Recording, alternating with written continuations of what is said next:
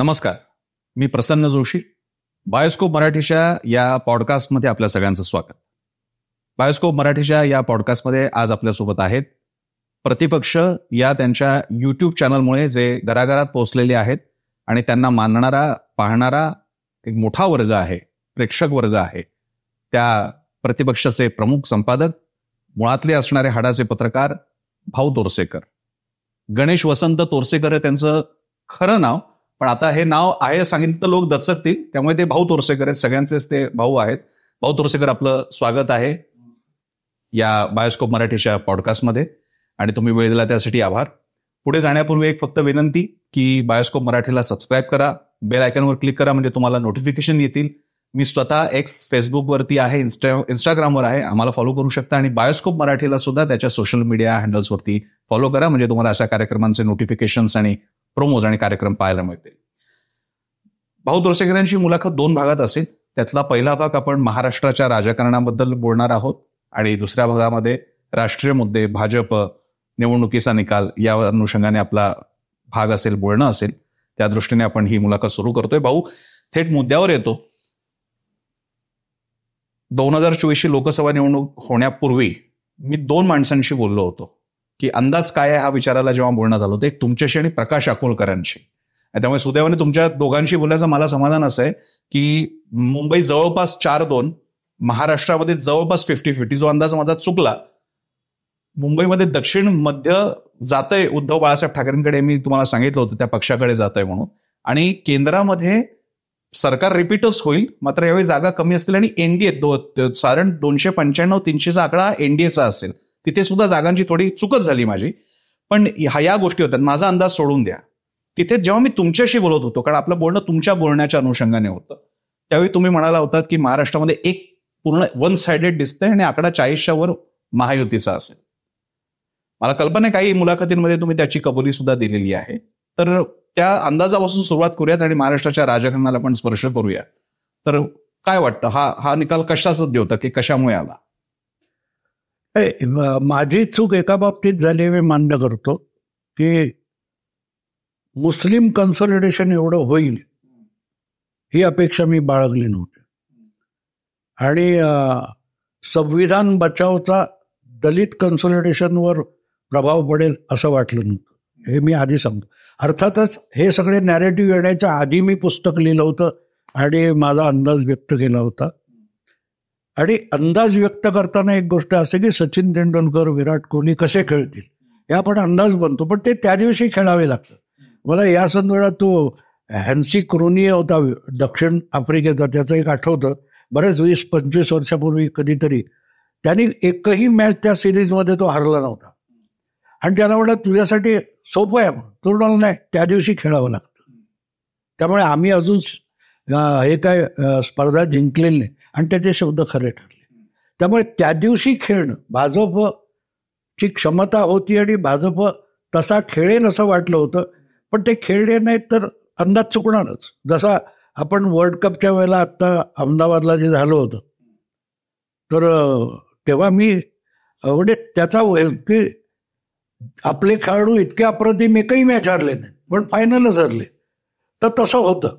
त्यामुळे अंदाज चुकला तर काही गडबड नाही. मी सर्वे वगैरे काही घेत नाही. मी एका जागी खुराड्यात बसलेला माणूस असतो आणि मी बातम्या बघतो, हे बघतो, लोक काय बोलतात बघतो, त्याच्यावरून माझा अंदाज बांधतो. तो अंदाज चुकला तर आधीचे जवळजवळ 14 आणि 19 माझे अंदाज बरोबर आले, ते सुद्धा क्रेडिट मला असं मी मानत नाही, ते अंदाज होते, योगा वगैरे खरे ठरले. पण आता तुम्ही याच्यातला मुस्लिम कॉन्सॉलिडेशनचा मुद्दा मांडताय आणि माझ्याशी त्यावेळी फोनवर बोलताना तुम्ही असंही म्हणाला होता, आणि मला माहिती नाही जाहीररित्या तुम्ही म्हणालात की नाही, की उद्धव ठाकरे मुसलमानांचे नेते झालेले आहेत. हो, झाले. आता इथे 2 प्रश्न येतात. एक म्हणजे मुसलमानांचे जे या अर्थानं मुसलमानांचे मतं भाजप किंवा या हिंदुत्ववादी पक्षाला नको असतात का? आणि मग जर का पसमंदा मुसलमानांसाठी वेगळ्या योजना असतील किंवा सबका साथ म्हणत असताना मग मुसलमानांची मतं नको असतात का? आणि दुसरी गोष्ट, समजा कन्सॉलिडेट झाले असतील तर मुसलमानांना कन्सॉलिडेट होईपर्यंत कोपऱ्यात कोणी ढकललं होतं की नाही महाराष्ट्रात? नाही, ढकलावं लागत नाही. पहिल्या भ्रमातून तुम्ही बाहेर पडा. तुम्ही इस्लामचा किती अभ्यास केलाय मला माहित नाही, मी केलेला आहे. त्यामुळे मुस्लिमाला कोपऱ्यात ढकलावं वगैरे लागत नाही. मुस्लिम, तुम्ही जो एखादा माणूस मुस्लिम होता, आपण धर्मांतर म्हणतो तसं नाहीये. It's a organization. Christianity is a organization, religion म्हणजे ऑर्गनायझेशन. हिंदू हे ऑर्गनायझेशन नाही आहे. म्हणजे तुम्ही सगळ्या इस्लामची वाटचाल बघितली तर तुमच्या लक्षात येईल की इस्लाम इज अ ऑर्गनायझेशन, संघटना आहे ती. तरी सिनेमात दाखवलं एकतरी गावात कुठेतरी मुसलमानाच्या घरी गणपती आणला, हा खोळेपणा आपल्याकडे खूप चालतो. तसं नाही आहे, कारण त्याच्याशी काही भांडणच नाही आहे ना, आणि भांडण तुमचं नाहीच आहे. पण भाऊ तुम्ही हे जे सगळं सांगता, त्यामुळे मुस्लिम कन्सोलिडेट झालं याचं कारण त्यांच्यासमोर टार्गेट क्लिअर होतं. भाजप हिंदुत्व, आपल्याला हिंदुत्व हरवायचंय, त्यामुळे भाजपला उमेदवाराला हरवायचं, भाजपच्या सोबत असेल त्याला हरवायचंय. यासाठी ते कन्सोलिडेट झाले. नसीम खान सारख्यांनी तक्रार केली की मुस्लिमांची मतं हवीत, पण तुम्ही मुस्लिमांना उमेदवारी देणार नाही, ही तक्रार नसीम खानने मुंबईत केली. तरीही मुस्लिमांनी मतं का दिली? का मशिदीतून प्रचार होता चालू व्यवस्थित की आपल्याला मशालीला मत द्यायचं, आपल्याला इथे द्यायचंय, म्हणजे आपल्याला हिंदुत्वाला पराभूत करायचं, भाजपला नाही. लक्षात ठेवा, इंडी अलायन्सचा विजय झालेला पण नाही. समजा असं नसतं तर भाजपला हवी होती का नव्हती मुसलमान मतं? तुम्ही जेव्हा म्हणता की कॉन्सॉलिडेट झाली, याचा अर्थ असा की आम्हाला मिळायला हवी होती पण ती नाही मिळाली, मग हवी होती की नाही? मुसलमानांची मतं मिळणारच नव्हती यांना. जी काही किरकोळ मिळत असतील ठीक आहे, जे आता बदलले असतील, सुधारले असतील, किंवा तिथे इस्लाममध्ये कंटाळे, कारण एक मुस्लिम नावाची एक मोठी चळवळ चालू आहे इस्लाम सोडण्याची. ते उघडपणे बोलत नाहीत पण चालू आहे. प्रश्न असा आहे की या सगळ्यात आपण हिंदुत्वाला पाडायचं या दृष्टीने कन्सॉलिडेशन झालं, आणि ते मी पण एक्सपेक्ट केलं नव्हतं, मी सांगतो स्पष्टपणे. पण इंडी अलायन्स जिंकली असं नाहीये, इंडी अलायन्स जिंकलेलं नाही. आणि म्हणून तर मातोश्रीपर्यंत जाऊन उद्धव ठाकरेंना गद्दार म्हणण्यापर्यंत मुस्लिम आक्रमक झाले ना. इथे तुम्हाला काही माणसं भाऊ, ती काही माणसं होती, काही माणसं म्हणजे अयोध्येतला एक खासदार तो एक असतो तरी त्याचा अख्खा भाजप म्हणायचा, कारण त्याच्यामागे एक अख्खा राष्ट्रीय पक्ष असतो. असू देत, मग यांच्या मागे सुद्धा अख्खा जगभरचा इस्लाम असतो, हे विसरू नका. अयोध्ये तुमच्या काय त्या मातोश्रीवर आलेले घोषणा करणारे ह्याच्या मागे सगळ्या जगभरचे मुस्लिम असतात, हे लक्षात घ्या. इथे फक्त भाजप असेल, सगळा हिंदू नाही. पण मग मोदींना सपोर्ट करणाऱ्या बोहरी मुसलमानांच्या मागे नसतो का जागतिक इस्लाम? नाही, बोहरींना मुस्लिमच मानत नाहीत ना. परत तीच तर गंमत, अहमदी आणि काय आहे, खोजा मुस्लिम काय आहे. म्हणून सांगतो, इस्लामचा अभ्यास करा. हिंदुत्वाचा केला तो पुरे झाला, तुम्ही ज्यांचं समर्थन करताय त्यांचा अभ्यास करा. नाही, तो अभ्यास जो आम्हाला कदाचित धर्माचा नसेल, पण जे सामान्य माणसांची. प्रत्येक त्या मुस्लिमाच्या दुकानात तुम्ही गेलात 786 लिहितात. का लिहितात माहिती आहे? किती लोकांना माहिती हो? अगदी तुम्ही लोक मुस्लिमांचं समर्थन करतात. मी मुस्लिमांना पण विचारतो, आमच्या मेहमानगडातल्या त्या फरुखला विचारले, लिहिलं काय रे? त्यालाही माहित नाही, त्यालाही माहित नाही. पण हे जे अंधानुकरण आहे, आणि जमलं असतं शेषराव मोरेंचं जे मुस्लिम मानस म्हणून पुस्तक आहे त्याची प्रस्तावना वाचा, पुस्तक नाही वाचलं चालेल. त्या प्रस्तावना एका मला वाटते ओरण किंवा कुठल्या तरी मौलवीने मराठी शुद्ध मराठी प्रस्तावना लिहिली. अप्रतिम प्रस्तावना आहे, अप्रतिम प्रस्तावना आहे. आणि त्याने त्याच्यात लिहिलंय की शेषराव मोरेंनी इस्लामवर कुठेही अन्याय न करता हे पुस्तक लिहिलंय.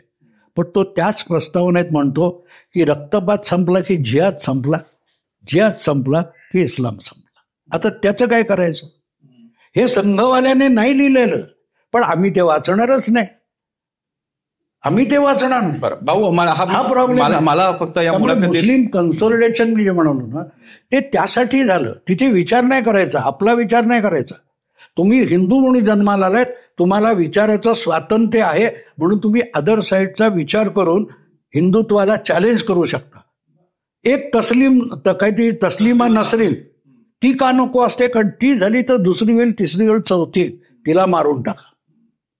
इथे तुम्हाला ऑर्गनायझेशन कळते. खोमेनी हा ब्रिटनमध्ये बसलेल्या, तो कोण त्याचं नाव लेखकाचं विसरलो, सलमान रश्दी, सॅटॅनिक वर्सेस, त्याची मुंडी उडवायचा आदेश देतो. संबंध काय सांगा मला. आता भाऊ, या ज्या सगळ्या जागतिक घडामोडी तुम्ही वेचक घेऊन तुम्ही सांगितलेल्या आहेत, आणि त्या सरळ महाराष्ट्रातलं मुस्लिम कॉन्सॉलिडेशन मागे हे तुम्ही लावलेलं आहे. मी शेषराव मोरे वाचलेले आहेत, मी अब्दुल कादीर मुकादम वाचलेले आहेत, मी अजगर अली इंजिनियर वाचलेले आहेत, जमाते इस्लामीचे कुराण सुद्धा वाचलेले आहेत आणि यांचे वर्जन सुद्धा माहित आहेत. आणि इश्तेहाची मुस्लिमांची जसे तुम्ही एक्स मुस्लिम किंवा बाकीचं जसं सांगताय तसं इस्लामचे वेगळे अर्थ लावण्याची सुद्धा छोट्या का होईना चळवळी सुरू आहेत. पण तो पूर्ण वेगळा विषय ठरेल, त्याच्याबरोबर आणखी 2 तास बोलावं लागेल. मुसलमानांशी बोलताना जे जाणवलं असं ते भयभीत आहेत. तुम्हाला ज्याला वाटतं की हिंदुत्वाला विरोधासाठी जिहाद आहे, आम्हाला त्यांच्याशी बोलताना फील्डवरती जाणवलं ते भयभीत आहेत. मुस्लिम का घाबरलेत? कारण घाबरलेले मुस्लिम गणपतीच्या मंडपावर हल्ला चढतात. किती गमतीची. आता हे जेनेरिक विधान जे घाबरलेले नाहीत, जे गुंड आहेत ते जीव मुठीत धरून पळतात. हे कुठल्या शब्दकोशातून आहे मला कळत नाही. ठीक, मुद्दा सांगायचा तुमचं एक वर्जन आहे, आमचं वर्जन, कारण मी फिरलोय महाराष्ट्रात 2-2दा मला जाता आलं. त्यांचं वर्जन असं आहे की आम्ही ते घाबरले होते आणि मुळात यांची मतं हवी यासाठी प्रयत्नच झाले नव्हते. तोही एक भाग आहे. त्यामुळे पहिला प्रश्न आहे. आणि बरं, मी मुख्य मुद्द्याकडे येतो की महाराष्ट्रामध्ये, मराठवाड्यामध्ये, पश्चिम महाराष्ट्रामध्ये अनेक ठिकाणी जो पराभव झाला किंवा अगदी निसटता विजय झाला, सगळीकडे काही इतकी मुस्लिम डॉमिनन्स पॉप्युलेशन नाहीये की एवढी सगळीकडे पराभव होतील. कॉन्स्टिट्यूशनचे बदलाचे चेंज काय कोणी बाकीच्यांनी म्हणले नव्हते, अशा प्रकारची भाषा भाजपच्या काही नेत्यांकडनं झाली होती. या सगळ्याचं विश्लेषण फक्त इकडनं काही चूक झाली नाही, जी काय झाली ती समोरून झाली, एवढंच एक विश्लेषण. नाही, चूक झाली असं कुठे? त्यांचा अजेंडा त्यांनी प्रामाणिकपणे राबवला, तुमचा तुम्ही राबवला नाहीत. तुमची कपॅसिटी जर 50, 55, 70%, 60% मतदान करून घेण्याची होती, ते तुम्ही 57% अडकलं. याचा तुम्ही 2014ची निवडणूक बघा, 2019ची निवडणूक बघा, या दोनही निवडणुकांमध्ये मतदान हे 84चा रेकॉर्ड ब्रेक केला. कधी? 14मध्ये. 14चा रेकॉर्ड 19मध्ये ब्रेक केला. त्यामध्ये 6% मताची घट जी झाली, कारण भाजपने आपलं काम केलं नाही. समोरच्यांनी काय करावं हे भाजपने नाही ठरवायचं. मुस्लिमांनी काय करावं, दलितांनी काय करावं, तुमच्या विरोधात जाणारा मतदार आहे त्याने काय करावं हे भाजप नाही ठरवू शकत. त्यांचा नॅरेटिव्ह काय भाजपने नाही ठरवायचं.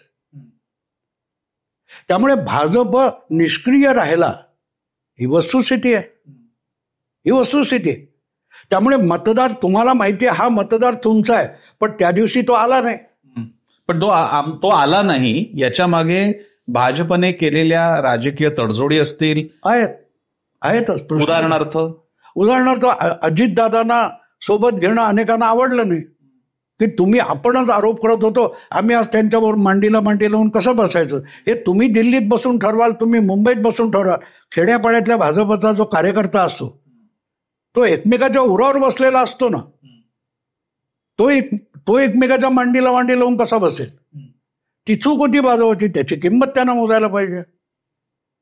पण तिकडे तुम्ही बघाल तर त्यांचं टार्गेट क्लिअर आहे. उद्धव ठाकरे असोत किंवा अमुक तमुक असोत, त्याच्याशी त्यांना कर्तव्य नाही. त्यांना हिंदुत्वाला पराभूत करायचंय. तो ओरिजिनल अजेंडा आहे. हे सगळं तुम्हाला हसन अल बन्ना वाचला किंवा सय्यद कुतुब वाचला तर गाव खेड्यामध्ये कुठेतरी मटण शॉप असणारा, काहीतरी छोटा मोठा व्यवसाय करणारा किंवा मुंबईतला कुठेतरी मेकॅनिक आणि बाकीचा, ही जी काही म्हणजे महाराष्ट्रामध्ये मुस्लिम म्हणजे पाऊण कोटी पण नसते, कदाचित त्याच्यापेक्षा कमीच असतील. या सगळ्यांना एक जिहाद करायचा, या सगळ्यांना मिळून हिंदुत्वाला हरवायचं, या कन्क्लुजनला पण येता कसे? हा असा एक शत्रू तुम्ही बनवून ठेवलाय, ज्यांच्यामध्ये तुम्ही इतका काळ पत्रकारिता महाराष्ट्रात केलेली आहे. असा हा शत्रू झालेला जिहादी वगैरे कोणी दिसलाय मुस्लिम, कधी बोललाय त्याच्याशी तुम्ही?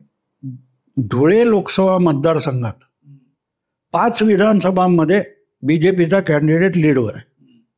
एका 6वी जी विधानसभा आहे मालेगाव मध्य, त्यामध्ये 198चा लीड आहे काँग्रेसच्या उमेदवाराला, आणि त्याने 1,86,000चा लीड एका विधानसभेत तोडला. याला काय म्हणायचं? मुस्लिम कन्सोलिडेशन म्हणायचं की हिंदू कन्सोलिडेशन म्हणायचं? तुम्ही सांगा मला. तर मी कुठून काढलं? तुम्ही मुंबईमध्ये मानखुर्द, अणुशक्तीनगर, बोंबादेवी, उमरखाडी या बेटावर शिवसेनेचे उमेदवार बाजी मारून गेले. मग याला मुस्लिम कन्सोलिडेशन तर काय म्हणणार? ते झालं बरोबरच आहे. त्याची कारणं ही हिंदुत्वाला हरवायचं ही होती. कसं असतं माहिती आहे की लक्षात, आपण त्या भाजी घ्यायला गेलो, काय त्या बटाटा शेवटचा पडला की पारडं खाली गेलं, तो उचलला पारडं वर आलं. तर तो एक बटाटा महत्वाचा असतो. मग त्या एकाने केलं का? काढा, बघा, काढून बघा ना, मग कळेल तुम्हाला. बाळासाहेब ठाकरे, आज उद्धव ठाकरेंच्या बाबतीत बोलताना मी मुद्दाम सांगतो की बाळासाहेब ठाकरे जाहीरपणे अनेकदा बोललेले आहेत की मुस्लिमांचा भारतातला मताचा अधिकार काढून घ्या. कुठचे पक्ष सेक्युलर राहतात मी बघतो, तेव्हा सेक्युलर पक्ष हे इस्लामिस्ट पक्ष झालेले आहेत. मुद्दा तो आहे माझा. विश्लेषणाचा आपण मुस्लिम कंगोरा एक तुम्ही डिस्कस केला, मला तुमचं एक मत ठीक आहे, तुमचं मत लक्षात घेतलं. पण या पलीकडे भाजप पक्ष म्हणून, कारण तो मोठा पक्ष आहे, पण त्या व्यतिरिक्त शिवसेना ज्या प्रकारे फुटली आणि सहानुभूती एक उद्धव ठाकरेंच्या बाजूला गेली, राष्ट्रवादी काँग्रेसचं जे झालं आणि एक सहानुभूती, शरद पवार 83 वर्ष वयोवृद्ध व्यक्ती असून सुद्धा सगळं या वयात आणि या सगळ्या गोष्टी, ही सहानुभूती तर फक्त मुसलमानांची नव्हती, तो तर हा अख्खा बृहत महाराष्ट्रातला सगळा पसरलेला 12 बलुतेदार आणि जातींमधला हिंदू समाजाचा आहे. मग हे कॉन्सोलिडेशन जे झालं भावनेपोटी, त्याचं काही वेगळं आकलन नाही आपलं. तुम्ही आकडे बघितलेत? एकनाथ शिंदेना किती मतं मिळाली? 13.5%. गेल्या 90 पासूनच्या निवडणुका बघाल तर शिवसेना 16 ते 20% मध्ये घोटाळत राहिलेली. 13.5% जर एकनाथ शिंदेकडे मतं गेली तर आपण असं समजू शिवसेनेला 18% कोर वोटर आहे. 13.5% त्याच्याकडे गेली तर उद्धव ठाकरेंकडे शिवसेनेचा कोर वोटर किती उरला? 4.5%. मग कुठच्या सहानुभूतीच्या गोष्टी करताय तुम्ही? हा तुमचा नॅरेटिव्ह आहे. एकनाथ शिंदेकडे 13.5% मतं गेली, जशी अजितदादांना मिळाली नाहीत पण एकनाथ शिंदेना मिळाली. आणि म्हणून उद्धव ठाकरे आज अगतिक का आहेत? कारण त्यांना माहिती आहे काँग्रेस, दलित, NCP, मुस्लिम या मतामुळे आपल्या 9 जागा आल्यात, नाही तर एकही येणं अवघड होतं.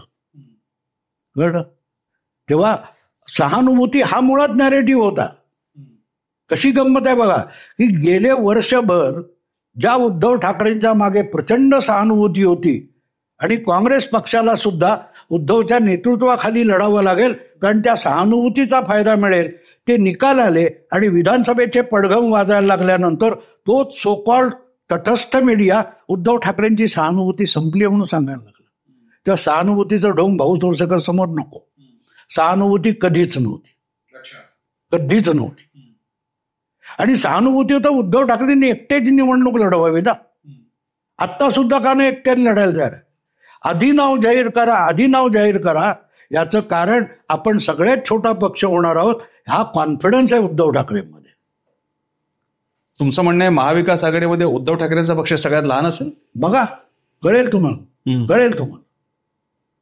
याचं कारण दिसतं ना. मला सांगा, एकनाथ शिंदेना 13.5% मतं कुठून आली? कुठून आली सांगा ना मला.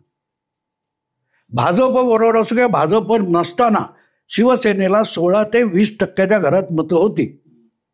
एकनाथ शिंदेना कुठची मिळणार? नाही, भाडमध्ये गेला देवेंद्र, आपण एकनाथला देऊ अशी भाजपाला मतं मिळाली आहेत का? नाही, एकनाथला मिळालेली मतं कोर शिवसेनेचं आहे आणि तो 13.5%. मग उद्धव ठाकरेंना 16-17% मतं मिळाली, त्यातली 4.5-5% सोडली तर बाकीची त्यांचा कोर वोटर नाही. ते बिझनेसमध्ये असतं ना, मला बँकेकडून लोन घ्यायचंय, तुम्हा 4 लोकांकडून 15 लाख 12 लाखाकडून माझ्या खात्यात दाखवतो आणि एकदा लोन सँक्शन झाले की तुमचे परत देऊन टाकतो. उद्धव ठाकरेंना मिळालेली मतं तशी आहेत आणि त्यांनाही कळते.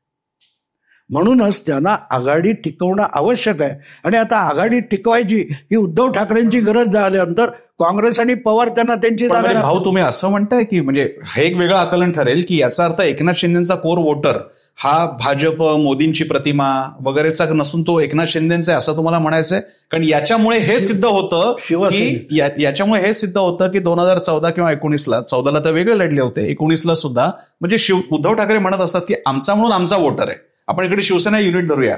भाजपचं म्हणणं होतं की मोदींच्या चेहऱ्याचा तुम्हाला फायदा झाला. ते भाऊ तुम्ही एका अर्थानं काही प्रमाणात झाला, काही. म्हणून तर माझे ब्लॉग आहेत, मी आत्ता नाही बोलत आहे, मी 14च्या विधानसभा निवडणुकीपूर्वी लिहिलेला वाचा. हे सगळं मी आत्ता बोलत नाही, मी तेव्हाही तेच बोलतो. मी बदलत नाही. कोणाचा तरी जास्त द्वेष करतो म्हणून भाऊ तोरसेकर बदलत नाही. जो आहे तो आहे. मला नावडला म्हणून तो माणूस बदलणार नाही ना, तो बदलणार नाही. मुद्दा असा आहे की तुम्ही उद्धव ठाकरेंची सगळ्यात मोठी चूक अशी होती की त्यांनी सरकारमध्ये जायला नको होतं आणि गेल्यानंतर सुद्धा 19ला युती करायला नको होती.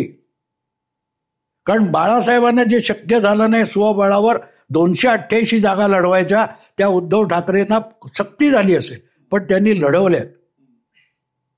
पहिल्यांदा शिवसेनेला महाराष्ट्रात शिवसेनेची ताकद कळली 2019 मध्ये, आणि 63 निवडून आले, पण 36 जागा शिवसेनेच्या 5, 6,000, 3,000, 2,000 अशा पडल्या. तुम्ही 14चं म्हणता. 14चं तुम्ही म्हणता 2014ला लढलं असं म्हणताय. ते जर 19 पर्यंत मशागत केली असती तर 19ला उद्धव ठाकरे आपल्या बोटावर भाजपला खेळवू शकले असते.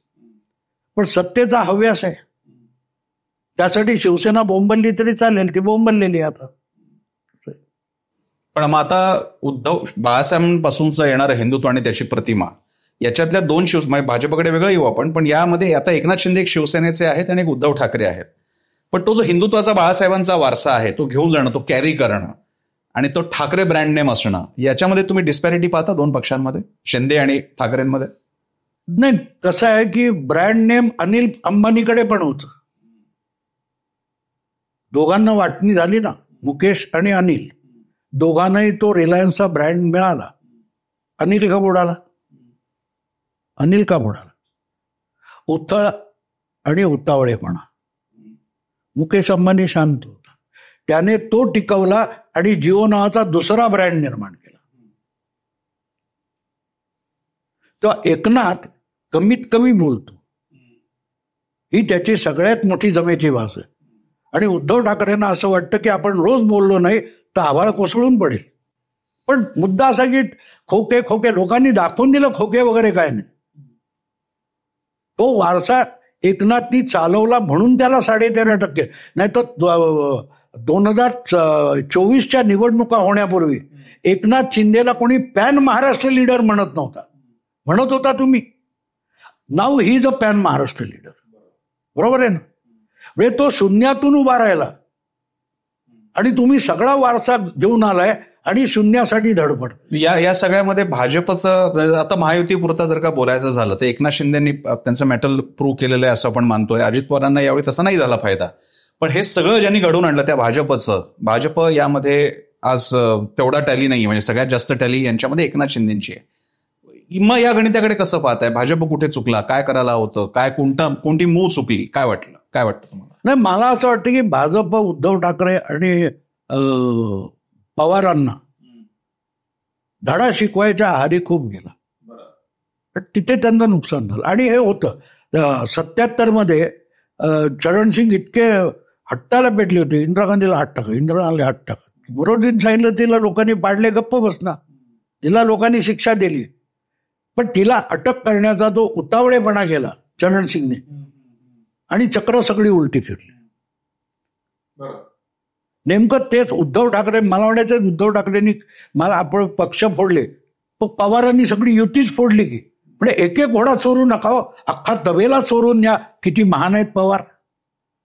पवारांनी तबेला पळवला, त्याच्याबद्दल बोलत नाही, आणि पक्ष फोडला ह्याच्याबद्दल डिमडिम करायचा. पण मुद्दा तोही नाही. उद्धव ठाकरेंनी एकदा सत्ता हातात आला आणि ती उपभोगायची होती ना. आता याला सरळ करतो, मग त्याला कशासाठी हो? आपलं काम करायचं होतं. नाही, पण ज्या कारणासाठी एकनाथ शिंदेना यश मिळवता आलं महायुती अंतर्गत, मग भाजपाचं ते तसं यश का नाही झालं महायुती अंतर्गत? उलट सगळ्या रिसोर्सेसच्या बाबतीत, प्रतिमेच्या बाबतीत मोदींचा चेहरा आहे, इकडे फडणवीसांचा चेहरा आहे, विकास कामं केली, समृद्धी महामार्ग झाले. कारण भाजप हा व्यवस्थेच्या आहारी गेला. एजन्सीज असतील, सर्वेज असतील, हे तुम्ही किती जंजाळात जाणार? मला वाटतं शिर्डीला ह्या प्रश्नाचं उत्तर दिलं होतं की मी असला अनुभवातून शिकलेलो आहे. तर अफगाणिस्तानवर जे रॉकेट सोडले जात होते तेव्हा तो अमेरिकन डिफेन्स एक्सपर्ट म्हणाला याचा काही उपयोग नाही, you must have your boots on the ground. हे सगळं करायला ग्राउंडवर कार्यकर्ता पाहिजे. तो कुठे होता? तो नव्हता तितका ऍक्टिव्ह. तो पण बुकीज झाला. जसं ते बँकेत किंवा सरकारी खात्यात ही फाईल पाठवली तिकडे, उघडून बघितली का, उघडून बघितली, खाली सही केली, पाठवली, वर काय कोणी वाचलं? या पद्धतीमध्ये कारकुनी सिस्टीम मध्ये गेलेला. म्हणजे मला त्याचं भाजपच्या, मी अनेकांना तोंडावर बोललो, मला भेटले नंतरच्या अनेक कार्यक्रमात भेटतात, की 2 पासून 282 पर्यंत आलात ते तुम्ही कार्यकर्त्याच्या बळावर आलात. त्या कार्यकर्त्याला विसरलात तुम्ही. सचिन तेंडुलकरला आचरेकरांनी घडवला. तो कोण कक्कर नावाचा ऍड गुरु आहे, त्याने त्याला विकला पण घडवला नाही. आणि सचिन तेंडुलकर आचरेकरांना कधी विसरला नाही. भाजपचं सगळ्यात मोठं नुकसान तिथे झालं की तुम्ही कार्यकर्ता विसरला. पण म्हणजे आपण महायुतीबद्दल बोलत असताना चांगल्या प्रकारे कार्यकर्ता कनेक्ट आणि कामं केली, एकनाथ शिंदेना फायदा झाला. भाजपचं न्यून काय होतं ते तुम्ही सांगितलं, कार्यकर्ता डिस्कनेक्ट, लोकांपर्यंत पोहोचणं आणि नको त्या गोष्टी सर्वे आणि अशा ऑफिस बेअरवरती अधिक अवलंबित्व, याच्यामुळे तोटा झाला. आणि एवढं झाल्यानंतर पहिल्या प्रश्नाचं उत्तर मात्र होतं मुस्लिम कॉन्सॉलिडेशन. म्हणजे आता तरी तुम्ही म्हणाल की महायुतीच्या अंतर्गत सुद्धा प्रॉब्लेम होत नाही, तेही बघावं. कसं असतं माहिती का, तुम्हाला नव्या पिढीच्या पत्रकारांचा एक प्रॉब्लेम असा आहे की तुम्हाला एकच कारण पाहिजे. एकच कारण नसतं, अनेक कारणं असतात. मुस्लिमांचं टार्गेट क्लिअर होतं, आपल्याला हिंदुत्व हरवायचंय, हिंदुत्व म्हणजे भाजपला हरवायचंय. त्यासाठी उद्धव ठाकरेंच्या पक्षाला, शिवसेनेला, भगव्यालाही मत देऊ. काय ते मिर्झा राजे जयसिंग मानसिंग त्यांना बरोबर घेतले होते ना, म्हणून काय तो हिंदुत्ववादी झाला नव्हता काय अकबर वगैरे कोण असेल तो. तर हे असतं त्याला बरी. हा झाला महायुतीचा, कारण आपल्याला पुन्हा विधानसभेला यायचंय. एक फक्त महाविकास आघाडीचं घेऊया लोकसभेच्या बाबतीत. काँग्रेसचा सक्सेस रेट आणि काँग्रेसचं रिवाईव्ह होणं महाराष्ट्रामध्ये जोरदार आहे अगदी. शरद पवारांना पुन्हा सूर सापडणं, म्हणजे आता जे सगळे चित्र बदलताना दिसतंय. एकीकडे वाटलं होतं अजित पवार, त्यांच्या मागे एवढं सगळे रिसोर्सेस आहेत, वय त्यांना साथ देणार आहे, आणि आताच्या निवडणुकीने राष्ट्रवादी शरदचंद्र पवार गटाला मिळालेलं बळ. काँग्रेस आणि राष्ट्रवादीकडे तुम्ही कसं पाहता या सक्सेस नंतर? नाही, पवारांचं कौतुक केलं पाहिजे. पवारांचं कौतुक एवढ्यासाठी केलं पाहिजे की त्यांना कळत होतं की आपले सगळे सहकारी गेलेले आहेत आणि आपल्याला अस्तित्व टिकवा, सर्वायवल महत्वाचं आहे. आणि त्या दृष्टीने त्यांनी 48 मधल्या सगळ्यात कमी जागा लढवल्या, उदार हुसनवादी केली, बरोबर आहे. आणि ते आता ते जर तुम्हाला कळत नसेल तर तुम्ही सर्वाइव्ह होणं अवघड असतं. काँग्रेसने सुद्धा उद्धव ठाकरेंना काय ते 21 जागा देऊन टाकल्या. जागा जिंकण्याला महत्व असतं, लढण्याला महत्व नसतं. हे काँग्रेसनी केलं. काँग्रेसला माहिती आहे आपण लागोपाठ 2 निवडणुका मार खाल्लेला आहे, आणि त्यामुळे काँग्रेसने ज्या जागा घेतल्या त्याचा आणि त्यांना परिस्थितीचा फायदा मिळाला. पण या काँग्रेसला रिवाईव्ह होण्यामुळे, काँग्रेसचं रिवाईव्ह होण्यामुळे महाराष्ट्रातल्या महाविकास आघाडी अंतर्गत राजकारण कसं बदलेल असं वाटतं, खास करून उद्धव ठाकरे आणि राष्ट्रवादीचं पुढे जाणं? कारण आत्ताच चर्चा सुरू झालेली आहे मुख्यमंत्री पदाची वगैरे. प्रसन्न, काँग्रेस 77 पासून रिवायव्हलवरच जगते. 70 पासून रिवायव्हलवर जगते काँग्रेस. 71 मध्ये इंदिरा गांधींनी गरिबी हटाव, बँकांचं काय ते राष्ट्रीयकरण, हे सगळं केलं. हे सगळे समाजवादी आणि नाचले. त्यांच्या पाठिंब्याने 6-8 महिने सरकार चालवलं, विधानसभा बरखास्त, लोकसभा बरखास्त केली, 2/3 मेजॉरिटी मिळवली. 75 पर्यंत ते सगळं मातीत गेलं. जनता पार्टी आली, आणीबाणी लावायची पाळी आली. 80 मध्ये परत इंदिरा गांधींचं रिवायव्हल झालं.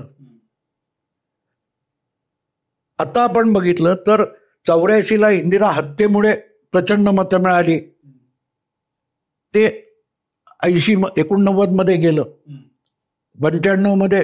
असं होत होतं. दरवेळेला या सगळ्यांना बळी देऊन.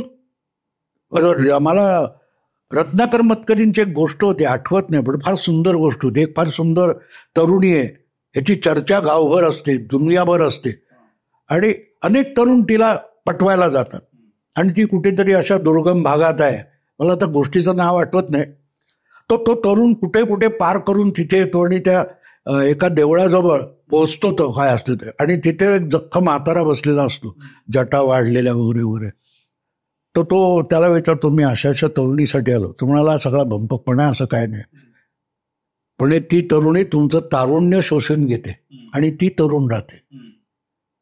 तो नवीन आलेला म्हणतो, माझा विश्वास नाही. म्हणाला, कालपर्यंत माझा पण विश्वास नव्हता. That is Congress. तुम्ही 70 पासून बघाल तर काँग्रेस या लोकांना काय ते गिळंकृत करून वाढलेली. आज अखिलेशच्या 37 जागा मिळाल्या, पण 6 जागा काँग्रेसच्या कशासाठी आल्या मला सांगाल जरा. आणि आता अखिलेश चिंतेत आहे की तो मुस्लिम आणि दलित वोटर परत काँग्रेसकडे जायला लागला, कारण काँग्रेसचा लचका तोडून तर नेमका हाच आरोप भाजपवर पण होतो की भाजप बरोबर गेलेला प्रादेशिक पक्षानंतर उरत नाही. मग ते बादल असतील, महाराष्ट्र शिवसेना असतील, कर्माने गेलेले, ते त्यांच्या कर्माने गेले, ते कर्म आहे. इथे राजकारण एक साधी गोष्ट आहे, चंद्राबाबू नायडू बरोबर भाजप होतं, बरोबर आहे. आंध्रचा गुजरातच्या दंगलीशी काय संबंध? एनडीए कशाला सोडली चंद्राबाबूने? मोदीचा राजीनामा घ्या, बरोबर आहे. आणि पुढच्या निवडणुकीत तो गेला, तो 7-10 वर्ष वनवासात गेला. नितीश कुमार, तुझ्या पक्षात मोठा कोण आहे आघाडीत? त्यांचा नेता कोण ठरवणार? नितीश कुमार.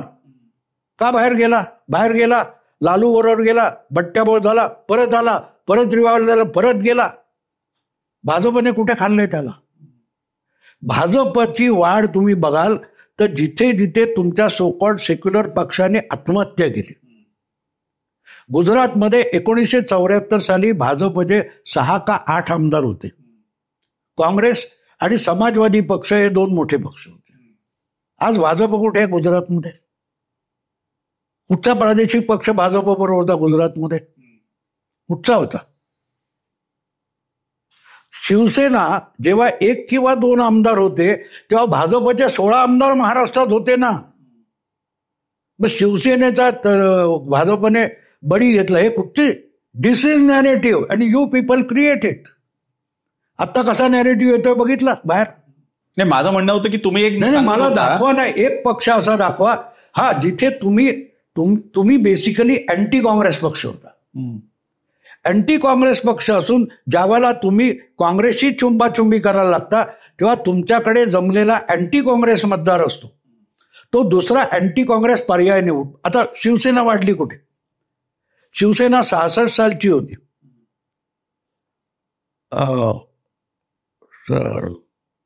मला वाटते 87 मध्ये असेल, 87. मुंबईत पार्ल्याची पोटनिवडणूक झाली.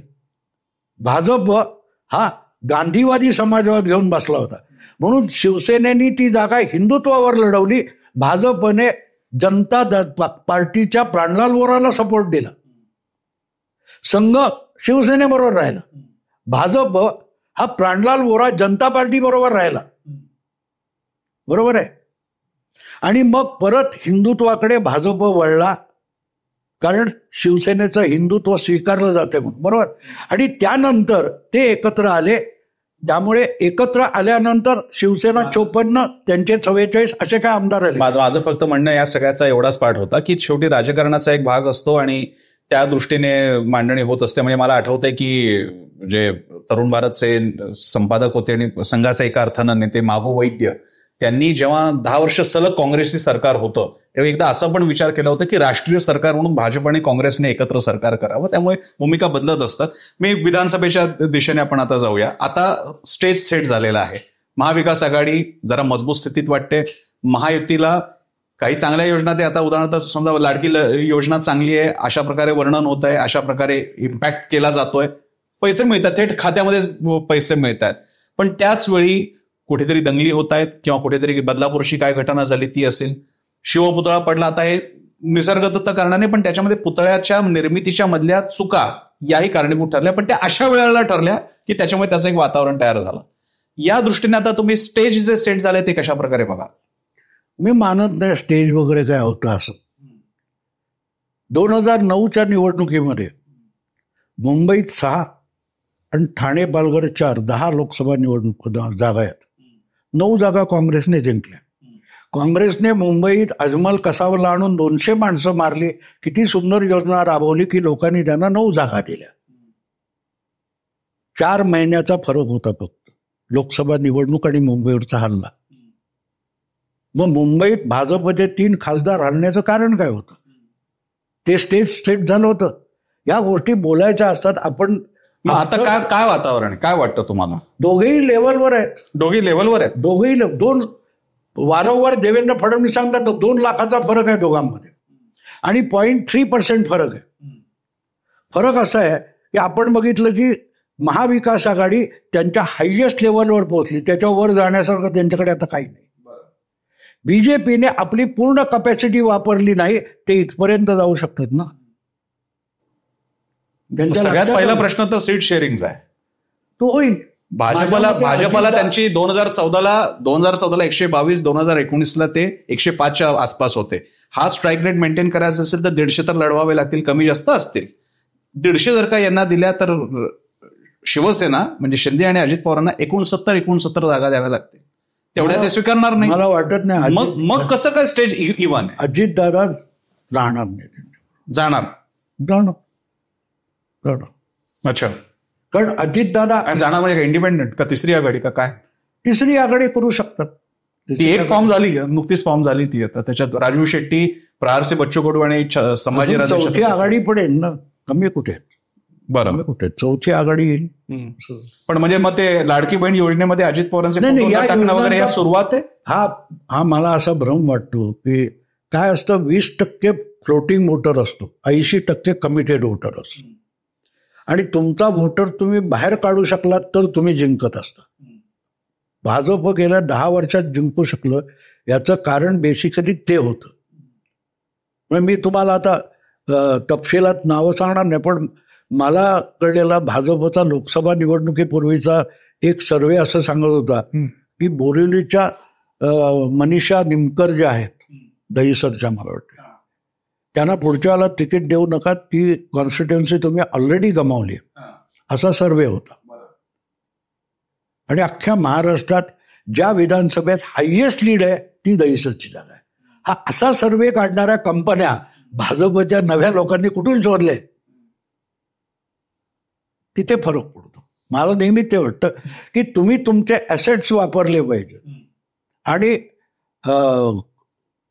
तुम्ही एखाद्या पोझिशनला बसल्यानंतर आपल्याला इथे माणूस पाठवले, तिथे एक माणूस पाठवले, असं आणून नाही चालत. ही ॲक्च्युअली लढाई आहे आणि तिथे तुमचा बेस्ट माणूसच गेला पाहिजे. मग आता या महायुतीमधल्या 3 पक्षांच्या बाबतीत कोण कुठे आहे? महाविकास आघाडीमध्ये कोण कुठे? तुमचं काय मत आहे? शिंदे आणि भाजप यांचं व्यवस्थित जमेल आणि अजितदादा स्वतः जातील किंवा ते बाहेर पडतील अशी परिस्थिती निर्माण. बरोबर, किंवा अजितदादाचा आताचा अप्रोच बघितला तर ती लाडकी बहीण आहे तिकडे जाणार. आकडे सीट शेअरिंग अजून जाहीर झालेलं नाहीये, पण मध्येच अशा चर्चा येत आहेत की कदाचित निवडणुकीनंतर सुद्धा बिहार पॅटर्न, म्हणजे नितीश कुमारांना कमी जागा असताना सुद्धा भाजपने मुख्यमंत्रीपद दिलं होतं आणि इथे कदाचित काही परिस्थितीमुळे वेगळे निर्णय असू शकतात. म्हणजे 2019ला जे चित्र होतं, 2014ला जे चित्र होतं तसं चित्र राहिलेलं नाहीये, अशी चर्चा आहे. तुम्हाला काय वाटतं? भाजप आणि पर्यायाने देवेंद्र फडणवीस ॲज अ प्रमुख नेते, म्हणजे आपण थेट नेतेच म्हणून, महाराष्ट्र भाजप म्हणजे देवेंद्र फडणवीस, त्यांचं आता स्टेचर वल्नरेबल आहेत का ते स्ट्रॉंग आहेत? नाही, तुम्ही ज्या पद्धतीत त्यांनी एकनाथचं नाव जाहीर केलं किंवा ज्या पद्धतीत त्यांना नंतर सांगितलं की तुम्ही उपमुख्यमंत्री, ते झालं, ते इज कमिटेड. हे त्यांचं कौतुक झालं, पण जे झालं ते व्हायला हवं होतं. कौतुक नाहीये. तुम्हाला नरेंद्र मोदी मुख्यमंत्री होण्यापूर्वी काय परिस्थितीत होते, शक्य झालं तर दिल्लीतल्या पत्रकारांशी बोला. दिल्लीच्या भाजप कार्यालयात सुद्धा बसवून ठेवायचे वगैरे अपेक्षित माणूस होता. हो ना, मग ते झालं. देवेंद्र फडणवीस कमिटेड आहे. संधी येईपर्यंत वाट बघायची. एकनाथ शिंदेना मुख्यमंत्री करणं, त्यांची स्वतःची ती मागणी किमान जाहीरपणे नसताना, हा काय नेमका हा पॉलिटिक्स होतं, काय होतं भाजप अंतर्गत, आणि त्याचे परिणाम आता कसे बघायला मिळतील? आता फरक कुठे होता? आपण सगळ्यांकडे बघताना भाजपकडे थोडा एक वेगळा दृष्टिकोन बघावा लागतो की भाजप 15, 20, 25 वर्षाचं टार्गेट ठेवून काम करतो. त्यामुळे आत्ता 5 वर्षात, 2 वर्षात, 2 महिन्यात मला काय मिळणार आहे हे बघणं हे संघाच्या स्वयंसेवकांना शक्य नसतं. पण भाजपचा मतदार ज्यांच्याशी मी महाराष्ट्रात 2दा फिरलेलो आहे, ते म्हणतात की एवढं सगळं करायचं होतं. मुद्दा काय होता? उद्धव ठाकरे खरं बोलो किंवा खोटं बोलो, मुद्दा होता 2.5 वर्ष आम्हाला मुख्यमंत्रीपद, 2.5 वर्ष तुम्हाला. उरलेल्या पहिली 2.5 वर्ष तशी गेली. उरलेल्या 2.5 वर्षात एकनाथ शिंदे मुख्यमंत्री झाले, तर मग वेगळी डील काय होते? मग याच्यापेक्षा उलट हे सगळी फोडाफोडी करून आज महाराष्ट्रामध्ये इतके पक्ष तयार करण्यापेक्षा मग सरळ मातोश्रीला एक नमस्कार वर्षातून एकदा जाणं आणि त्यांना 2.5 वर्षाचं मुख्यमंत्रीपद जास्त सोयीस्कर नव्हतं का? नव्हतं. कारण आत्ता सुद्धा तुम्ही बघा की भाजपच्या अनुभवावर काँग्रेस आहे. बंद दरवाजा आठ सोडा, खुल्या जागी पण ते तुला मुख्यमंत्री करणार म्हणत नाही, कारण हा माणूस उद्या दादान तो खोटं बोलेल याची काँग्रेसलाही खात्री आहे. त्यामुळे तसं नाही, माझ्या मते ते भाजपने केलंय बरोबर आहे. भले 10 वर्षांनी परत सत्तेत येऊ ना, काय घाई आहे. मोदींचं पहिला निवडून आल्यानंतर 17 मे 2014चं भाषण मुख्यालयातलं, त्यांनी काय सांगितलं, हा विजय माझा नाही, हा विजय निवडून आले त्यांचा नाही, ज्यांनी काम केलं त्या 4 पिढ्या राबल्यात त्यांचा विजय. महाराष्ट्रात केवढा स्पॅन आहे बघा. खरं, महाराष्ट्रामध्ये भाजप आता, जसं तुम्ही 2014च्या बाबतीत शिवसेनेला हे म्हणता की, किंवा भाजपला म्हणता युती तोडायला नको होती, किंवा शिवसेने बाबतीत म्हणता तुम्ही की त्यांनी लढवायला हवं होतं 2019ला स्वतंत्रपणे. आता भाजपची स्थिती तुम्ही वाटतं की एक इमॅजिनेशन म्हणून की भाजपने स्वतंत्ररित्या, कारण त्यांच्यावर प्रचंड प्रेशर आहे, जागा सगळ्यांना वाटता येणार नाहीत, अनेक जण तर 2014 पासूनच तिकीट न मिळालेली आहेत. अशा वेळी भाजप आता या स्थितीत आहे की मैत्रीपूर्ण लढत, संपूर्णतः स्वतंत्रपणे तर लढणार नाहीत कुठल्या परिस्थितीत. एकनाथला बरोबर ठेवणं त्यांना आवश्यक आहे, कारण त्यांना हिंदुत्वाचं राजकारण करायचं. आणि दुसरी गोष्ट, आत्ता जे लोकसभेचे निकाल लागलेत त्याचा फार मोठा परिणाम येत्या प्रत्येक निवडणुकीवर होणार आहे. 2012 उत्तर प्रदेश विधानसभेची जी निवडणूक झाली तेव्हा मुलायम सिंगना बहुमत मिळालं होतं 212 वगैरे. 403 68 मुस्लिम नगरसेवक आपला आमदार निवडून आले. That was shocking. असे कधीही आले नाहीत. आणि 2 वर्षांनी लोकसभेत एकही मुस्लिम MP निवडून आला नाही. आता हे सगळं मोदींनी हिंदुत्व संघ केलं का नाही. महाराष्ट्रामध्ये काय रेफरन्स आहे? महाराष्ट्रामध्ये ते होणार आहे, बघत राहा तुम्ही. कारण लोक अस्वस्थ झाले, एवढं मुस्लिम वोट बँक दादागिरी करायला लागली. मुस्लिमांची मातोश्रीवर जाणे माझ्या मते मोठी चूक होती, की तुम्ही दाखवून दिलं. आणि आता तर ते म्हणतात सगळ्यांमध्ये मुस्लिमांना वोट काय ते उमेदवाऱ्या मिळाल्या पाहिजे, तिकीटं मिळाल्या पाहिजे. हे हिंदू, तुम्ही सांगा, हिंदू हा ऑर्गनाइज नाही, त्यामुळे हिंदू दिवसला तर उलटा येतो. भाऊ, मी ते नसीम खानांचं वक्तव्य मी पण पाहिलेलं आहे. ते सगळीकडे मिळायला पाहिजे असं नाही, एक तरी किमान उमेदवारी द्या मुंबईमध्ये, विधान परिषदेच्या 12 जागांमध्ये एक तरी द्या, अशी ती विनंती आहे. नाही, मुद्दा तो नाहीये. तुम्ही म्हणजे एकदम सगळे नसीम खान, MIM वगैरे सगळे असे आलेले आहेत की द्या मुसलमानांना, असं नाही. हुसेन नलवाई कोण आहे? हिंदू आहे. हुसेन नलवाई मुसलमान नाही. त्यांची अपेक्षा की एक तरी उमेदवार द्यावी. खासदार तरी नाही, एक पण दिली नाही. 8 म्हटले. हुसेन माझा मित्र आहे, मी त्याच्याबद्दल खोटं बोलणार नाही. हुसेननी 8 जागा मागितल्या, म्हणजे 8 80 मागव, त्याचा प्रश्न नाहीये. मुद्दा असा आहे की ज्या हिंदू मुस्लिम आक्रमक झाला ना की हिंदू रिॲक्ट होतो. हिंदू रिॲक्ट होणार आहे, हिंदू ऍक्ट नाही करत. आणि त्यामुळे ज्या प्रकारे आत्ताचं हे सगळं लोकसभेचे निकाल आले आणि तो पराभव हिंदुत्वाचा आहे दाखवलं गेले मोदींच्या, त्याने हिंदू विचलित होणार. आणि त्याचे परिणाम म्हणून मी तुम्हाला ते 2009चं 2012चं त्याचं उदाहरण दिलं की ते सगळं गडबडून गेलं सगळं. कारण हे जास्त झाले की बोडक्यावर बसणार, हा त्यांचा स्वभाव आहे, म्हणजे तो त्यांचा धर्म आहे. तुम्हाला वाटतं महाराष्ट्रामध्ये all the way Ladki Bahin योजना, समृद्धी महामार्ग, बाकीचे विकास कामं आणि काय प्रोजेक्ट्स आलेले आहेत, वाढवण बंदर केंद्राचे राज्याचे, या सगळ्याच्या नंतर एवढं सगळं होऊन सुद्धा अजूनही महायुतीच्या समोरचं नॅरेटिव्ह हे मुसलमान हिंदू हेच आहे आणि किंवा याच लेवलला गेलं पाहिजे? त्यांच्याकडे आहे असं नाही. मी मतदाराचा अजेंडा सांगतो, मतदाराचा अजेंडा सांगतो. मतदार विचलित झालेले. मला सांगा, आता गुजरातमध्ये महाराष्ट्रातला मतदार मुसलमानांमुळे विचलित झालाय. म्हणजे कोकणामधला आजही प्रश्न आहे की आमच्या रेल्वे गाड्या आम्हाला मरत जावं लागतं गणपतीला, महामार्ग आमचा नीट नाहीये. मराठवाड्यामध्ये शेतकऱ्यांचे प्रश्न आहेत आणि त्याला जातीय अंग आहे, कारण ओबीसी आणि मराठा आरक्षणाचा मुद्दा आहे. बाकीच्या ठिकाणी रोजगाराचे प्रश्न आहेत, MPSCच्या परीक्षांचे क्लॅशेस आणि छोट्या छोट्या मुद्द्यांवरती नोकऱ्या आम्हाला द्या, हे मुद्दे आहेत. म्हणजे मुसलमानाचा एक तरी मुद्दा दाखवा. बरं, बाकीचा सोडा. विशाळगड आंदोलन सुरू झालं, त्याला प्रतिसाद मिळाला नाही. नितेश राणे दौरे करतायत आणि रॅली घेत आहेत, कुठेही महाराष्ट्रामध्ये वातावरण तयार झालेलं नाही. तीच तर गंमत आहे. पण तेच OICने गेलं तर किती गर्दी झाली असती, बरोबर आहे ना.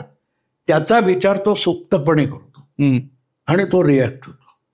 तो तर मी सांगतो ना, हिंदू रिॲक्ट होतो. तो कंबर कसून मैदानात येणार नाही.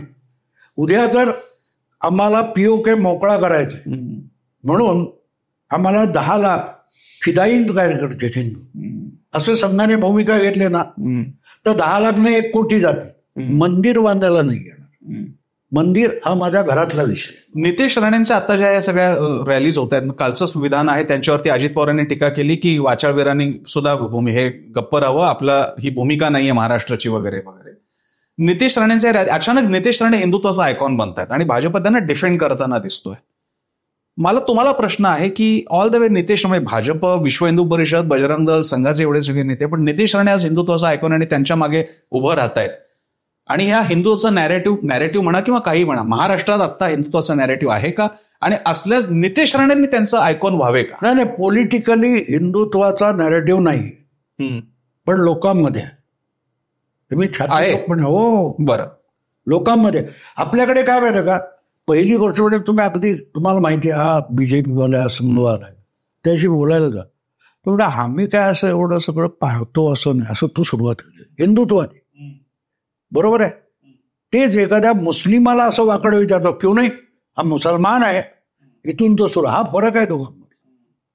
हा फरक जर लक्षात घेतला तर मग तुम्हाला कळेल, तो वेळ आला की बाहेर येईल. आणि मला त्याचं जास्त वाटतंय की त्याचा परिणाम होणार आणि ते दिसतं तुम्हाला. आणि हे संघाकडून होणार नाही, हे मुसलमानच करणार.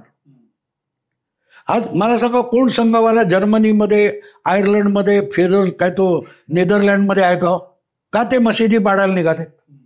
का मशिदी पाडायला? बरं, त्या लोकांनी यांच्यावर काय अन्याय केला का? तुम्हाला आश्रित म्हणून घेतले, बरोबर आहे. तुम्हाला सिरियामध्ये मारत होते, तुम्हाला घेतले, पण तिकडे गेले की टांगवर. हा जो मुस्लिम स्वभाव आहे, आणि हे अगदी मोहम्मदाने सांगितलेलं की एक ते मी वाचलं होतं की तो दावगर गोंधळ आणून आपल्या बेळात येऊन लपून बसतो, असं काहीतरी मी पण मुद्दा तो नाही की हा यातून रिॲक्ट होणार आहे. बरं, लोक रिॲक्ट. तुमचं म्हणजे तुमच्या म्हणण्याचा अर्थ आहे की यावेळी निवडणुकांमध्ये हिंदुत्वाचा अंडरकरंट आहे आणि त्यावरती निवडणुका जातील. महाविकास आघाडीच्याकडे तुम्ही कसं बघता? शरद पवारांना एक वेगळा उत्साह, मिळालेला प्रतिसाद, आणि आता तर जे टेंटेड लोक होते ज्यांच्यावरती नेहमी भाजपनेच केले ते सगळे भाजप सोबत आहेत. मुख्यमंत्री पदाच्या दृष्टीने म्हणा, सीट शेअरिंगच्या बाबतीत म्हणा, राष्ट्रवादी काँग्रेस, शरदचंद्र पवार कोणत्या दिशेला आहे? मला असं वाटतं की शरद पवारांना, मी अगदी हा प्रश्न तुलाच तेव्हा उत्तर दिलेलं होतं जेव्हा शरद पवारांनी की पवारांचे उमेदवार सगळ्या पक्षात असतात ना, असं कुठे नंतर आणता येतील त्यांना. आत्ता ते आपले जास्तीत जास्त यावेत म्हणून जागा वाटपापेक्षा पवारांनी मेहनत कुठे चालवली आहे की निवडून येऊ शकणारे उमेदवार आहेत, निवडून येऊ शकणारे ते निवडत चालले. आणि पटोले आणि उद्धव ठाकरे मुख्यमंत्री कोण, जागा वाटप कोण, याच्यात काँग्रेस डॉमिनेट करायचा प्रयत्न करते महाविकास आघाडीला. नाही, पटोले वगैरे करतात, त्याला मी डॉमिनन्स म्हणत नाही, असं काही नाही. बाबारांकडून आणि पृथ्वीराज चव्हाण किंवा बाळासाहेब थोरात हे काय असे फ्रंटलाईन लीडर नाही. पटोले तोंडाळे, काँग्रेसकडे लीडर कुठे? पण काँग्रेसकडे व्होट बँक आहे. वटवृक्ष जसा किती कापून वगैरे टाकला तरी कुठून तरी एक फुटून येतं, तशी काँग्रेसनं 140 वर्ष रुजवलेली एक संघटना, एक भूमिका आहे. पण यावेळी महाविकास आघाडीमध्ये सर्वाधिक जास्त जागांचा संधी कोणाला असू शकते? माझ्या मते काँग्रेस मोठा पक्ष होईल. बरं, कदाचित आत्ता ज्या पद्धतीत पवार गणित मांडताय ते कमी जागा घेऊन सुद्धा जास्त निवडून आणू शकतो, पण उद्धव ठाकरेंच्या पक्षाला भवितव्य नाही. कारण त्यांनी सगळ्यात मोठं म्हणजे अगदी आत्ता फाटाफूट सोडा, पण बाळासाहेबांनी जी शिवसेना बांधली होती ती उद्धव ठाकरेंनी पद्धतशीररित्या संपवलेली आहे. अदरवाईज एकनाथ वगैरे एवढं मोठं बंड वगैरे करू शकले नसते. तुम्ही तुमच्याच आमदारांना पण भेटत नाही, इतका लोकप्रिय मुख्यमंत्री जगाच्या पाठीवर नव्हता. ते कोण तो संदीपन भुमरे वगैरे ते म्हणाले आम्हाला वर्षाची दारच बंद होती, मुख्यमंत्री शिवसेनेचा कशाला पाहिजे. पण आता याच्याबद्दल पुन्हा स्पष्टीकरण आहे. हीच मंडळी मंत्री होती, हीच मंडळी तेव्हा जाहीरपणे कोडकौतुक करत होती, ते सगळे रेफरन्स आहेत, ते आता जुन्या रेफरन्समध्ये परत जावं लागेल. माझा आता पुन्हा विधानसभेपुरताचा मुद्दा आहे. यावेळी उद्धव ठाकरेंनी असं म्हणणं की मुख्यमंत्री पदाचा चेहरा जाहीर करा, अन्यथा आम्हाला अनुभव असा आहे, म्हणजे भाजपचा उल्लेख, की एकमेकांच्या जागा पाडल्या जातात. तर या दिशेने तुम्ही कसं पाहता? यावेळी मुख्यमंत्री पदाचे ऑप्शन जास्त कोणाला आहे, संधी कोणाला आहे? तो अनुभव नाही, उद्धव ठाकरेंनी अजेंडा जाहीर केलाय. नाव जाहीर केलं नाही तर मी तुमचे पाडणार. तुम्ही त्याला अनुभव सांगताय, तो अनुभव नाही, त्याने त्याला आधी जाहीर केलं नाही तर तुमचे जास्त म्हणून त्याची काळजी मी घेईन, असा त्याचा अर्थ. जर का आता महायुतीचं जर का आपण बघितलं, भाजप आधी मोठा पक्ष होता आणि आता सुद्धा त्या अर्थानं तो मोठाच पक्ष आहे, पण मुख्यमंत्रीपद आता दावा करण्या इतक्या स्थितीमध्ये तो नाही, कारण ते खूप नाजूक विषय होऊन बसलेला आहे. एकनाथ शिंदे आता स्वतः एक हस्ती बनलेली आहे. या बाबतीत तुम्ही महायुतीकडे कसं पाहता? नाही, ते एकनाथ शिंदेला करतील मुख्यमंत्री परत, करतील असं काय नाही. आत्ता केलं तर नंतर करण्यात काय अडचण आहे? चांगलं काम करत असेल आणि एकत्र घेऊन जात असेल, इतकं सगळं झाल्यानंतर देखील त्यांनी फोडलेले आमदार त्यांनी तेवढे जपलेत ना. पण मग ह्याच्यामध्ये म्हणजे मला भाजपकडनं मिळणारे फीडबॅक लोकांशी बोलल्यानंतर जाणवतं की मग हे सगळं करून अल्टिमेटली भाजपचं काय झालं? तुम्ही आता जर का तुमचे तर जास्त बोलणारे भाजपचे नेते जे आहेत ना, ते जास्तीत जास्त स्वतःपुरते मर्यादित असतील. भाजपचा जो एक कॅनव्हास असतो त्यामध्ये आत्ताचे बावनकुळे किंवा कोण असतील की इतर नेते, त्यांना महत्व नसतं, पक्षाला महत्वाचं असतं. आणि त्यामुळे भविष्यात त्यांचे प्लॅन असतील, कदाचित एकनाथ शिंदेची शिवसेना त्यांच्याकडे मर्ज होण्याची शक्यता असते. गोष्टी असतात. कोणाकडे? भाजपमध्ये? हो. म्हणजे तुम्ही म्हणाला उद्धव ठाकरेंच्या पक्षाला भवितव्य आणि शिंदे भाजपमध्ये मर्ज होतील, मग शिवसेनाच उरणार नाही? होऊ शकते नाही. हिंदुत्वाची व्याख्या काय असते? अनेक जनता पार्ट्या, जनता दल एकमेकात मर्ज झाले, काँग्रेसमध्ये अनेक पक्ष मर्ज झाले. शरद पवारच बोलले होते पुढच्या 6 महिन्यात इतर पक्षांना, छोट्या प्रादेशिक पक्षांना मर्ज व्हावं लागेल. आत्ता साधारणपणे तुमचा एक महाविकास आघाडी, महायुती, साधारणपणे जागांची रेंज काय वाटते, अंदाज तुमचा? मला असं वाटतं की जर हे सगळे पूर्ण ताकदीनिशी दोघांपुरती युती केली आणि जर पूर्ण त्यांची शक्ती जेवढी आहे तेवढी लावून लढले तर 160 जागांपर्यंत शिवसेना आणि बीजेपी जाऊ शकते. फक्त दोघे लढले तर. फक्त दोघे आणि तिघे लढले तर. आणि आपला अजितदादांना सोबत घेतलं तर अजितदादाचंही नुकसान आहे, यांचंही नुकसान, कारण ती वोट ट्रान्सफर होत नाही. जर का भाजप आणि शिंदे म्हणून 160 असेल तर अजितदादा मिळून कमी किती होतील? मग 30-35 जागा कमी होतील. तरी 140 पर्यंत महायुती जाईल असं आपलं आत्ताचं म्हणणं आहे. आणि महाविकास आघाडी? महाविकास आघाडी आता साधारण 100च्या पुढे जातील, 110 पर्यंत वर जातील. तरी 110. लक्षात ठेवा, मतदारसंघ छोटे छोटे होत जातात. मतदारसंघ छोटे होत जातात. विधानसभेला मतदारसंघ छोटा आहे, त्यामुळे अगदी 50-100 पासून 2000 पर्यंत देखील फार मोठा फरक पडू शकतो. म्हणजे त्यांनी ते निवडून टार्गेट करून आपला मतदार बाहेर काढलं तर उद्धवकडे कार्यकर्ते नाहीत. गर्दी सभेला जमवणं वेगळं आणि करते. मी शिवसेना जवळून बघितले, कारण महाराष्ट्रात शिवसेना गेली तेव्हा मी मार्मिकचा संपादक होतो. हे चंद्रकांत खैरे वगैरे मुलं माझ्यासमोर येऊन बसलेली आहेत नवीन, त्यामुळे मला माहिती आहे ते नाही काय. तो बाळासाहेबांच्या काळात शाखा कार्यान्वित होत्या. उद्धवच्या काळात सेना भवन जोरात चालतं, शाखा बोंबललेली. फिरा तुम्ही, मला अख्ख्या म्हणजे शिवसेनेची हिस्ट्री काय आहे. गिनीज बुकमध्ये एक काळ त्यांचा रेकॉर्ड होता की एका ऑर्गनायझेशनकडे इतके ॲम्ब्युलन्स, आणि अख्ख्या कोरोना काळात तुम्हीच कुठच्या कॅमेरामध्ये एकदा तरी शिवसेना रुग्णवाहिका सेवा दाखवली का? मुख्यमंत्री शिवसेना. शिवसेना सत्तेत नसताना उत्तम आरोग्य सेवा, आणि शिवसेना सत्तेत आली, शिवसेनेची आरोग्य सेवा बंद पडली. हे उद्धव ठाकरेंचं कर्तृत्व आहे. महाराष्ट्रामध्ये आता आरक्षणाचा मोठा मुद्दा आहे आणि इनफॅक्ट हेही मान्य केलं जातं, जाहीरपणे पण मान्य केले भाजपनं, की मराठा आरक्षणाचा मुद्दा त्यांना अडचणीचा ठरला. म्हणजे ज्या जागा मराठवाड्यामध्ये त्या सगळ्या समृद्धी महामार्गाला लागून मराठवाड्यातल्या जागा आहेत. जरांगे म्हणतात यावेळी मी उमेदवार उभे तरी करेन किंवा आपण पाड्याला तरी मतदान करू. या फिनॉमिनाबद्दल कसं बघताय तुम्ही? मला आत्ताही वाटत नाही की लोकसभेला मराठा आंदोलनामुळे भाजपचं नुकसान झालं. काय असतं, आपण नापास झालोय ना, मग सर मुद्दाम माझ्यावर डोक ठेवतात, पेपरच बरोबर नव्हता वगैरे वगैरे कारणं दिली जातात, बरोबर.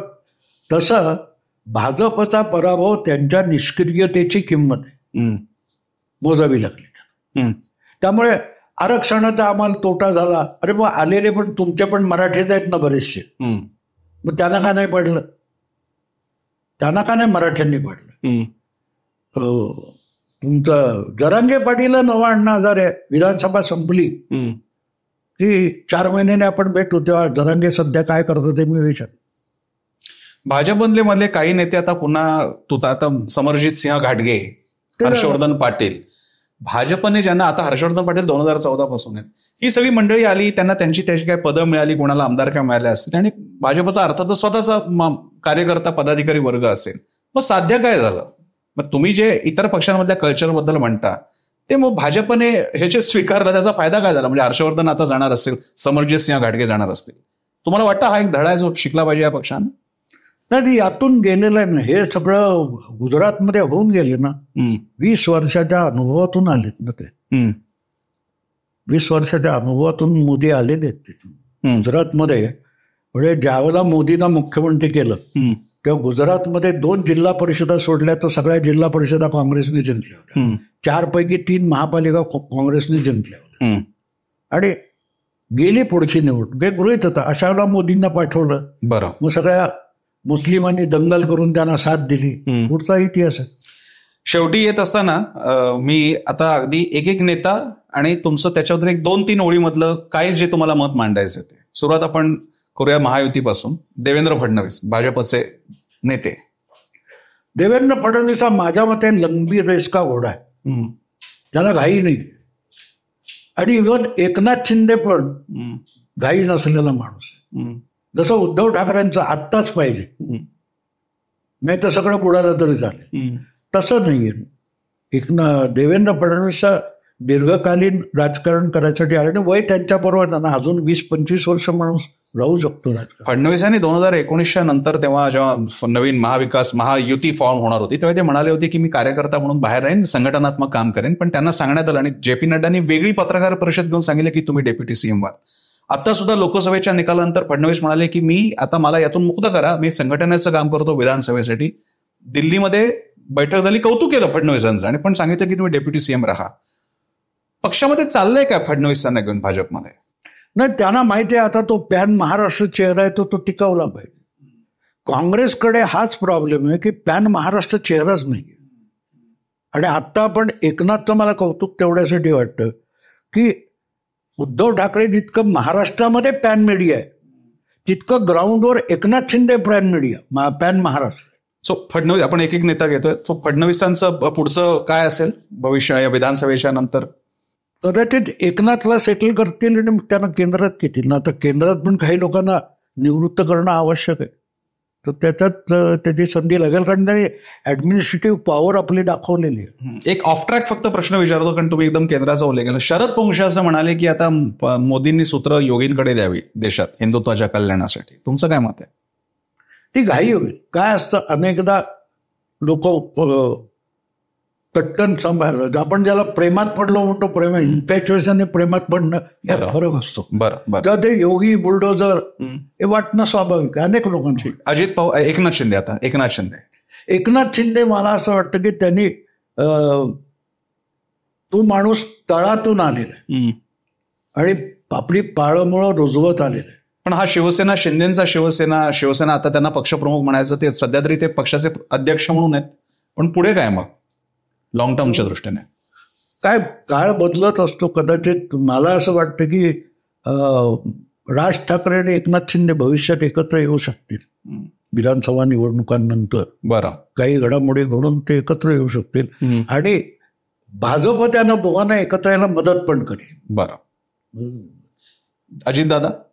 अजितदादांचं काय आणि त्यांच्या पक्षाचं काय?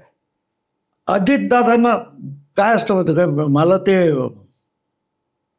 पिलू मोदी काय कोण होतं आठवत नाही, कोणतरी ऋषी मोदी मला ते त्या जमशेदची वगैरे जमशेदपूरच्या कारखान्याचे प्रमुख होते ना. आणि जेव्हा बाहेर पडले तेव्हा त्यांनी प्रयत्न केले पण त्यांना काही करता आलं नाही.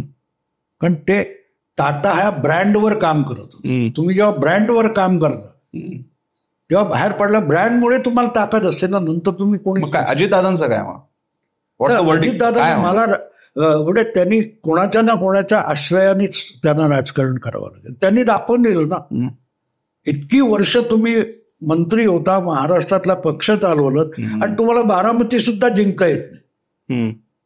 पवारांनी वेगळं हे केलं, काँग्रेसमधूनच बारामती जिंकली, पण तिथे आपली घट्ट पाय रोवली. बरं. तर ते अजितदादांकडे नाही. Ajitdada table leader. परत जातील का आणि घेतले जातील? मला वाटतं जायची तयारीच केली आहे त्यांनी. ते सगळे आता एकमेकाला पूरक भाषा बोलायला लागले. बरं, आता महाविकास आघाडी, काँग्रेस, कारण काँग्रेसमध्ये तसा चेहरा नाहीये, त्यामुळे मी पक्ष म्हणून विचारतो, काँग्रेसचं कसं असेल? काँग्रेस, मी सांगितलं तुम्हाला, काँग्रेस परत 50च्या आसपास होऊ शकते. आणि खूपच काँग्रेसला चांगलं वातावरण आहे तर 60-70 पर्यंत जाते. त्या पलीकडे काँग्रेस जाणार. राष्ट्रवादी काँग्रेस, शरद पवार आणि सुप्रिया सुळे? शरद पवार 40-50 पर्यंत आणू शकतील. ते गेले 40 वर्ष पवार. राईज ऑफ सुप्रिया सुळे असा फेज मानता तुम्ही की राईज ऑफ सुप्रिया सुळे हा? सुप्रिया ताई आहे, दुसऱ्या अजितदादा आहेत. वडिलांचा आधार काढून द्या, मग काय उरलं बघून आपण. आणि उद्धव ठाकरे, शिवसेना? उद्धव ठाकरेंनी त्यांनी स्वतःच ते सगळं संपवून टाकलेलं आहे. स्वतःच संपवून टाकलं. म्हणजे तुम्ही शिवसेनेचा कोर जर काढून घेतला तर उरलेली शिवसेना कशाला म्हणायची? कशाला म्हणायची? आता तुम्ही सांगा आम्ही वक्फला हात, अरे हा विषय तुम्ही धिंगाणा करायचा तर तुम्ही वक्फच्या जमिनीला हात लावू देणार नाही. मग काय तुमच्या मातोश्रीची जमीन वक्फच्या म्हटल्यान मैदानात देणार? हे करायची गरज नाही ना. फरक कसा असतो, ज्यावेळेला आघाडीत एकत्र आले तेव्हा काँग्रेस किंवा तुमच्या एनसीपीने जरा सुद्धा हिंदुत्व घेतलं नाही. यांना सेक्युलर व्हायची घाई काय होते? मी नोकरी करतो कुठे ना, तर त्या मालकाची पण नोकर असण्याची गरज असते, हे विसरू नका. पण म्हणजे महाराष्ट्रात 2 शिवसेना राहणार असं तुम्ही सुचवताय? नाही, दुसरी शिवसेना असणारच नाही. उद्धवची शिवसेनेला भवितव्य नाही. भवितव्य नाही. काय भवितव्य सांगा हे? आणि उद्धवच्या भोवतालची माणसं जर बघितली तुम्ही तर किती स्वयंभू आहेत त्याच्यात, किती स्वयंभू.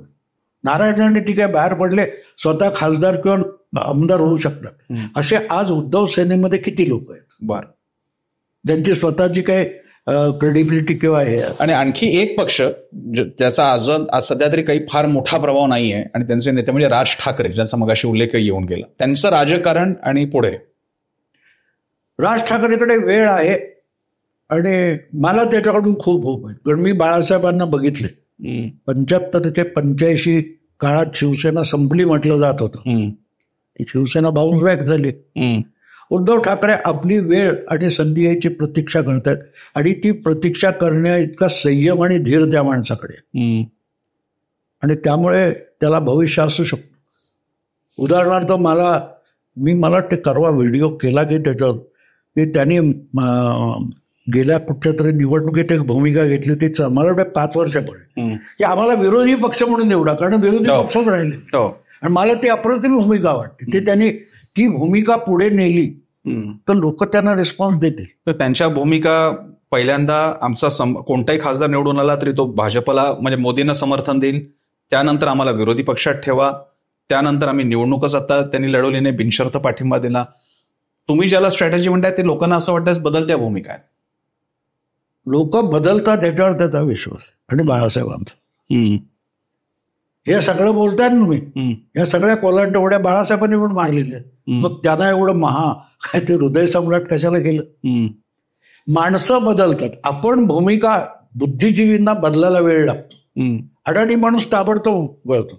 तो त्या बुवाच्या जाऊन पाया पडतो, नमस्कार करतो, सगळं करतो, आणि भोंदू असेल तर मारायला पण तोच जातो. आपण दोन्हीकडे जात नाही.